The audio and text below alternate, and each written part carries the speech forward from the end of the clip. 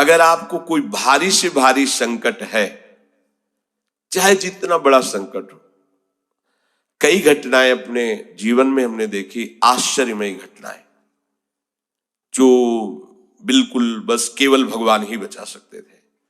मुरारी शरण जी और कई संत अपने गिरिराज जी की परिक्रमा में रात्रि में गए थे।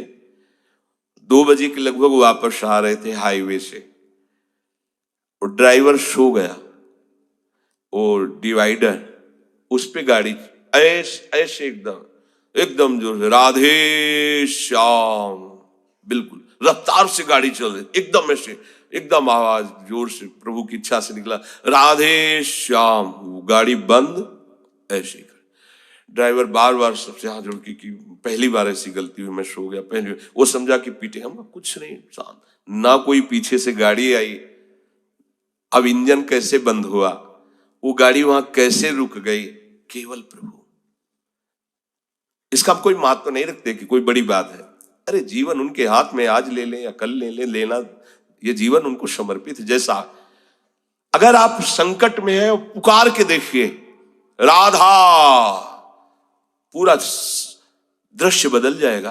पुकार के तो देखिए, पर बिना अपनापन हुए पुकार नहीं सकते आप उस समय। अरे दैया रे, ऐसे राधा नहीं निकले, अरे बाप रे, ऐसे आएगा। राधा नहीं निकलेगा क्योंकि तुम्हारे दैया और बाप है ना। हमारे तो यही है जो कुछ है, राधा।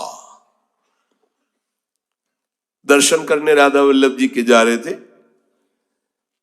शराब पिए मोटरसाइकिल से उधर से कोई आ रहा था, हमारे दोनों पैरों के बीच में पहिया, मोटरसाइकिल रफ्तार से आ रहा था।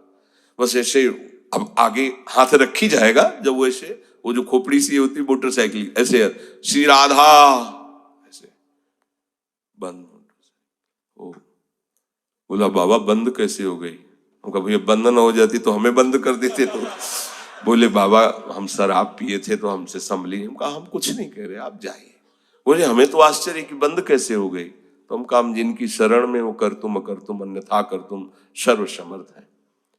भगवान का प्रताप जगह जगह देखा है। मतलब कैसे हम तुम्हें बताएं। महुआ से आ रहे हैं ट्रेन में, अब किसी श्रद्धालु ने टिकट दे दी। अब हम ज्यादा पढ़े लिखे तो है नहीं, कक्षा 9 पढ़े, संसारिकता का ज्यादा ज्ञान नहीं, बचपन से इसी में लगे रहे, तो अब वो तो ज्ञान। अच्छा उसके कौन पढ़े कि कौन से स्टेशन की क्या, हमें तो भाई टिकट दे दी, लो महाराज आप बनारस की टिकट, तो अपनी झोली में डाल ली और बैठा दिया वो अच्छे वाले उसमें है।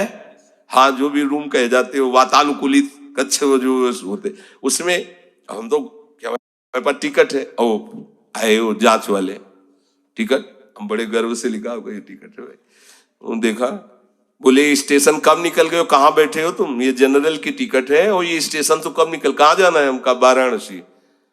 बोले तुम्हारे पास टिकट तो है नहीं। और अब पावर होता है जब, तो फिर उसमें, और हमारी और नई अवस्था उस समय थी 24-28 के बीच की जो अवस्था, वो कुछ बोलने, अभद्र शब्द बोलने वाले खड़े हो, चलो हमारे साथ बोलने। ऊपर एक आदमी ले नीचे उतरा, अंग्रेजी से उनसे बात की, इतनी बड़ी कागज में टिकट बनवाई, हमें दी, पैसा दिया और कहा सर आप जाइए। कोई नहीं, कौन है ये, कौन उतर के आ रहा है, कौन सहयोग कर रहा है? हरि। गंगा किनारे कुछ जगह ऐसी होती है जो ऊपर से एकदम सूखी पपड़ी दिखाई दे रही, वो अंदर भारी दलदल होता है। हम लोग अपनी मस्ती में चले जा रहे हैं, पीछे से आवाज, ए बाबा रुकना।